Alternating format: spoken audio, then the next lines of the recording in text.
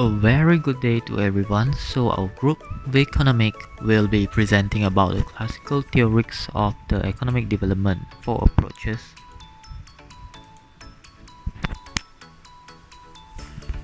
So the four approaches, which is the first is the linear stages of growth economic and growth model, and the second is the theories and patterns of structural change, and the third is the international dependence revolution, and the fourth is the neoclassical free market counter revolution.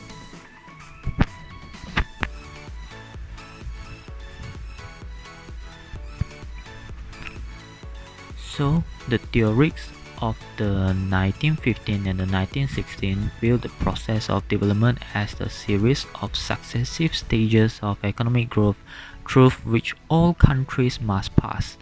It was primarily an economic theory of development in which the right quantity and mixture of saving, investment, and foreign aid were all that was necessary to enable developing nations to proceed along an economic growth path that had historically been followed by more developed countries.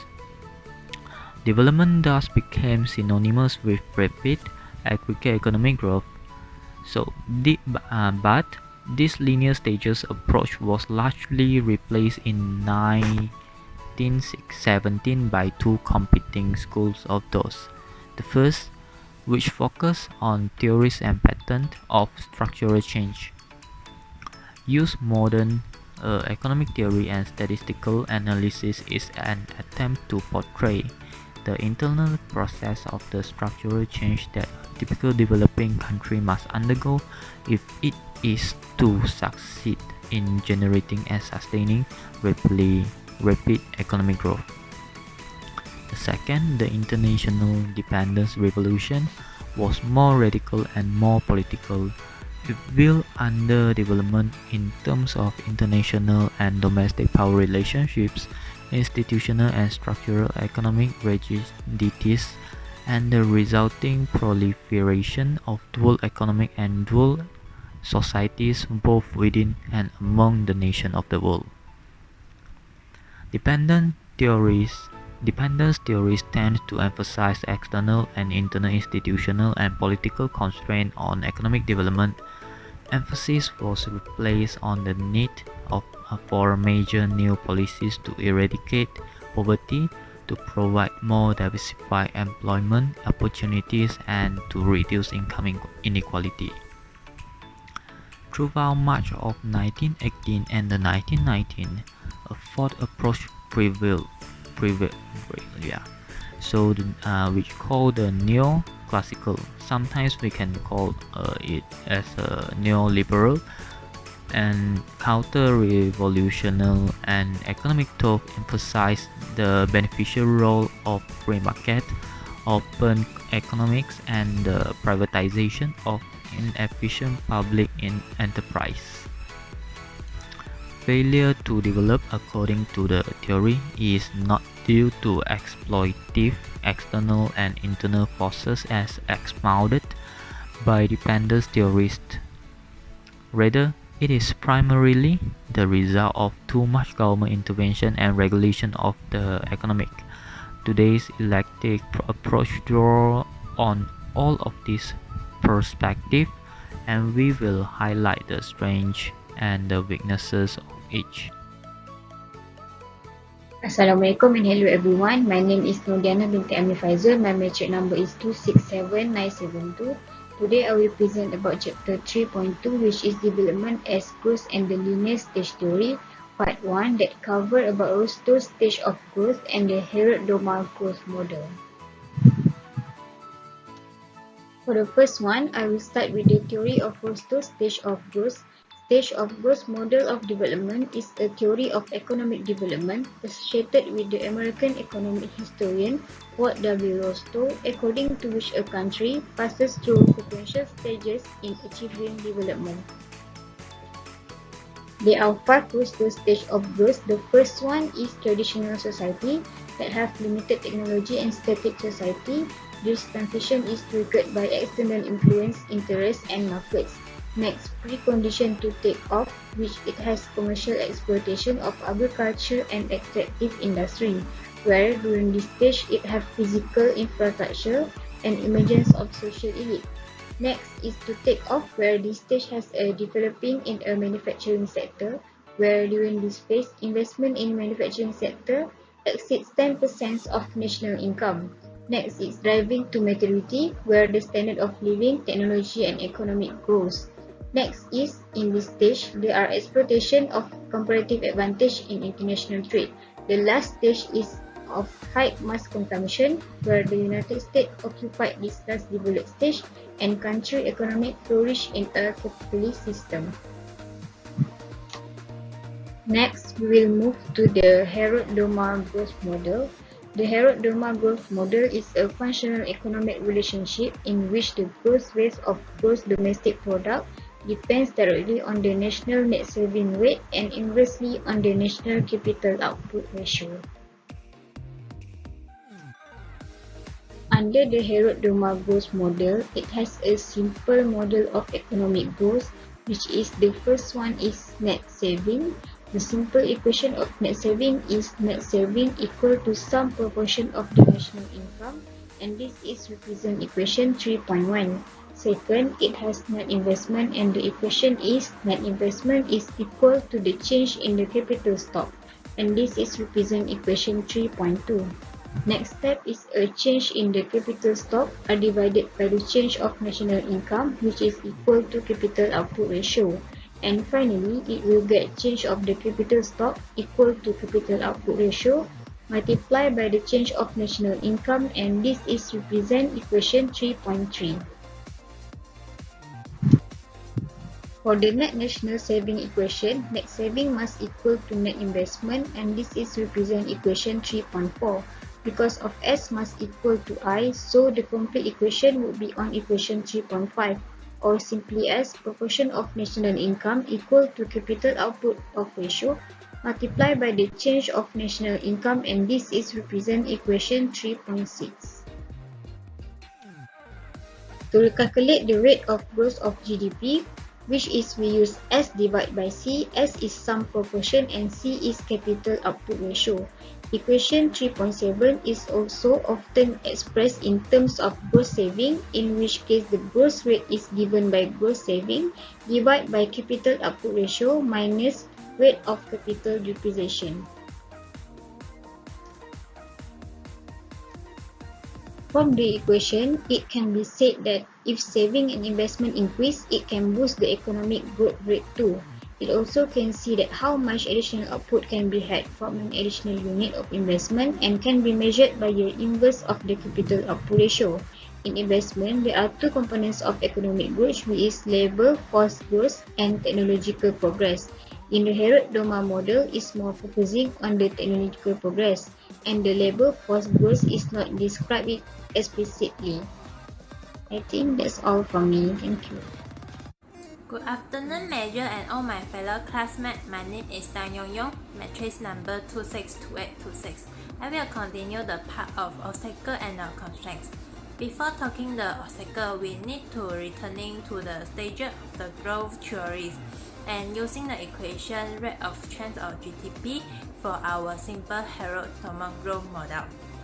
We learned that one of the most fundamental strategies of the economic growth is simply to increase the proportion of the national income saved. If we can raise the S in the equation, we can increase the rate of the GDP growth. For example, if we assume that the national capital output ratio is some less developed country is, let's say, 3, and the aggregate net saving ratio is 6% of the GDP. It's followed from the equation that this country can grow at the rate of the 2%. Now, if the national net saving rate can somehow be increased from the 6% to let's say 15% through some combination of the increased tax, foreign aid, and the general consumption sacrifice, the GDP growth can be increased from the 2% to the 5%. In fact, the roster and the others define the take-off stage in the precisely in this way. Countries that be able to save the 50% to 20% of the GDP could grow at a much faster rate than the those that save less. Moreover, this growth would then be the self-sustaining, the mechanism of the economic growth and development. Therefore, simply a matter of increasing the national saving and the investment. The main obstacle or the constraints of the development, according to this theory, is the relatively low level of the new capital formation in the most poor countries. But if a country wanted to grow at say a rate of the 7% per year, and if could not be generate the saving and the investment at the rate of the 21% of the national income, but could only manage to save the 50%, it could seek to fill this the saving gap of the 6%. Of 6% through the either foreign aid or private foreign investment. Thus, the capital constraint stages approach to growth and development become a rational and an opportunity tool for justifying massive the transfer of the capital and technical assistance from the developed to the less developed nation. Next part is the necessary versus a sufficient condition. Some criticism of the stager model. Unfortunately, the mechanism of the development embodied in the theory of the stages of the growth did not always work, and the specific reason that didn't work is not because the more saving and the investment isn't the necessary condition for accelerated rates of the economic growth, but rather because it is not a sufficient condition. The Marshall Plan worked for the Europe because they're receiving at the polls and the necessary structural, institutional, and attitudinal condition to convert the new capital effectively into the higher level of the output. The roster and the Hirotomo models implicitly assume the existence of this same attitude and arrangement in the underdeveloped nation. Yet, in the many cases, they are lacking, as complementary factors such as the managerial competence, skilled labor, and the ability to plan and administer a wide assortment of the developed projects. Okay, that's all for my part. I will pass to my groupmate. Thank you. Hi, Assalamualaikum. My name is Nurul Iffah Iliana binti Adnan. My matric number is 261886. I will continue 3.3 Levy's theory of development.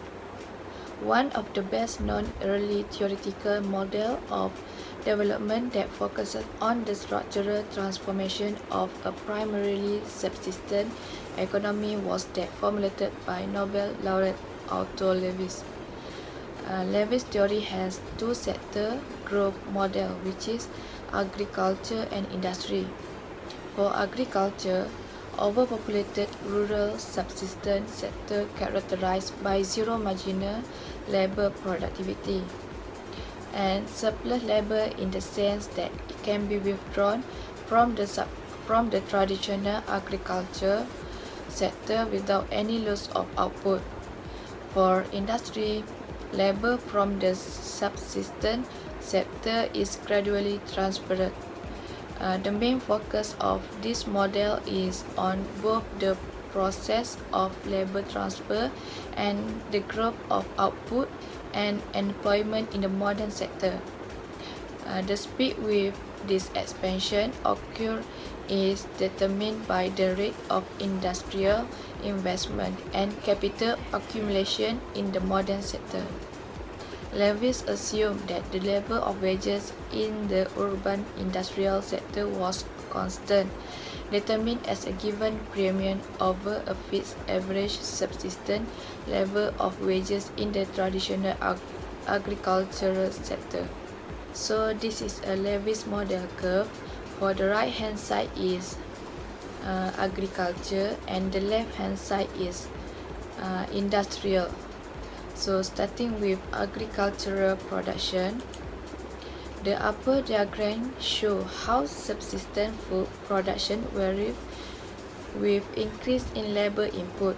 It is a typical agricultural production function in which the total output or product TPA of food is determined by change in the amount of the only variable input, which is labor, given a fixed quantity of capital and unchanging technology. So if we move then to the labor market side for agriculture, we can see that the marginal product MPLA of agricultural workers dropped to zero. After this point, the additional workers have no impact on the overall production, so their marginal product is still zero.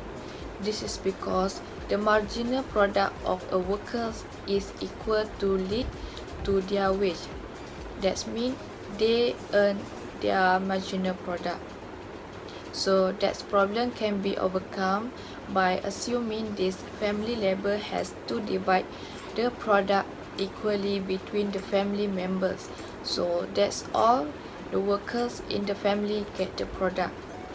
This indicates that the average product APLA at this point is able to determine the wage in the agricultural sector by WA. Next, we look at the modern industry. As you can see, the wages in agriculture are shown here. The wages in industry are higher than in agriculture, which means that it is attractive for agricultural workers to move to the city. It can continue for quite a while because when we move people out of agriculture into industry, the marginal product for a lot of remains zero for a long time. So the labor supply curve for the industrial sector is horizontal at a given way at WM because there is an unlimited supply of labor. As you can see, the industrial sector start again profit and invest by shift outward the production function as it will be in the solo model. So the total production set against labor like capital stock increase at curve KM1, KM2 and KM3. The production function shift outward. As the production function shift outward, the labor demand curve. So given here by D1, D2 and D3 also shift outward. Thus, because of the horizontal labor supply curve, we get a very fast increase in labor employed in the industry. Okay guys, now let's move to the criticism of the Lewis model. So as we know, this model emphasizes on developing the domestic economy from traditional sector to the modern sector. So there are 4 criticisms of the Lewis model. The first one is this model assumes that the rate of the labor transfer and employment is proportional to the rate of the modern sector capital accumulation. But what if the capitalists reinvested their profits in more sophisticated labor-saving capital equipment? So it means the faster the rate of the capital accumulation, the higher the growth rate of the modern sector and the faster the rate of the new job. The criticism here is what if the capitalists reinvested their capital for modern capital equipment with a new technology to increase the production. Because we know that in the Lewis model, the capitalist profits are reinvested to duplicate the same existing capital such as machine to increase the quantity and the production. So this is a major issue because the critics say that by using new and modern technology will increase the production by multiples. All the extra income and output growth are distributed to the owners of the capital, while income and employment levels for masses of the workers remain largely unchanged. So the second criticism is contemporary shows that surplus labor exists in rural areas while there is employment in the urban areas. It means there are a large number of unproductive agricultural workers in rural areas compared to the urban areas. So it means there may be cases at a certain time of the year, but the number of the workers required for agricultural sector varies seasonally at harvest. The workers who previously unproductive may be productive in harvest season because, however, by transferring workers to manufacturing sector may cause a large reduction in agricultural output. So the third criticism is the notion of a competitive modern sector labor market that guarantees the continued existence of constant real urban wages up to the point where the supply of rural surplus labor is exhausted. So we know that before the year 1980s, modern sector workers has higher real wages than agricultural workers, and it still increasing every year. It also guarantees the continued existence of constant real urban wage up to the point where the supply of rural surplus labor is exhausted. So the last criticism is about the assumption of the diminishing returns in the modern industrial sector. So the specialists still think that that's how the development works. There will be a labor-saving bias on the modern sector and a largely imbalance of labor surplus in agricultural sector. However, it is still proven that mostly developing country focuses on modern sector for fast development.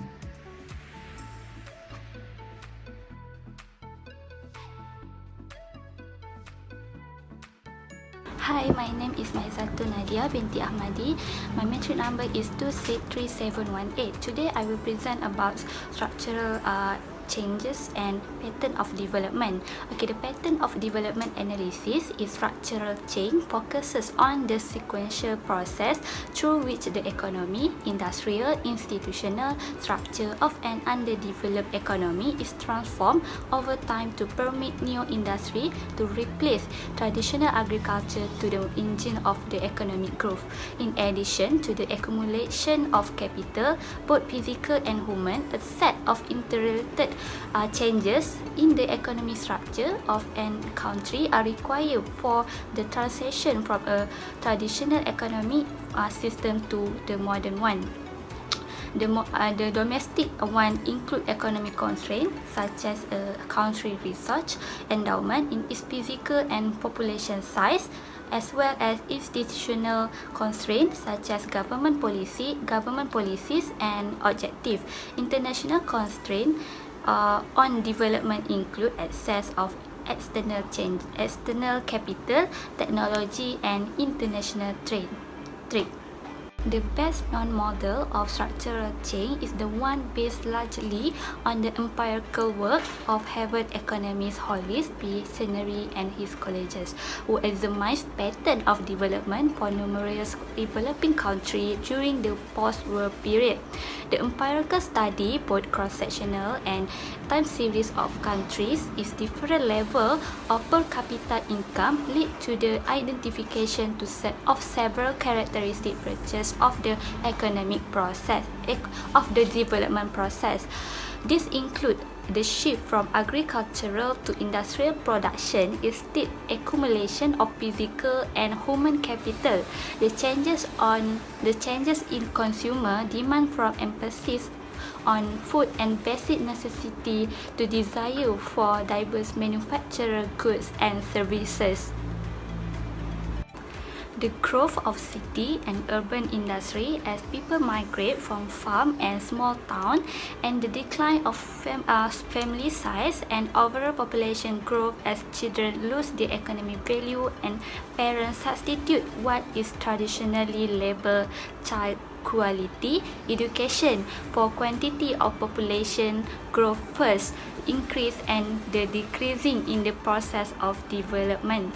Component of the school often call for development specialists to let the facts speak for themselves rather than the bogged down in the arcana of theories such as the stage of growth. The last part in our presentation is conclusion. The major hypothesis of the structural change model is that development is an identifiable process of growth and change whose main features are similar in all countries. However, as mentioned earlier, the model does recognize that difference can arise among country in the pace and pattern of development depending on the particular set of circumstances. Factors influencing the development process include a country, resource, endowment and size, its government policy and objective, its availability of external capital and technology, and the international trade environment. One limitation to keep in mind is that the emphasizing pattern rather than theory. This approach runs the risk of leading practitioners to draw the wrong conclusion about causality. In effect, to put the cart before the horse. That's all from us. Thank you so much.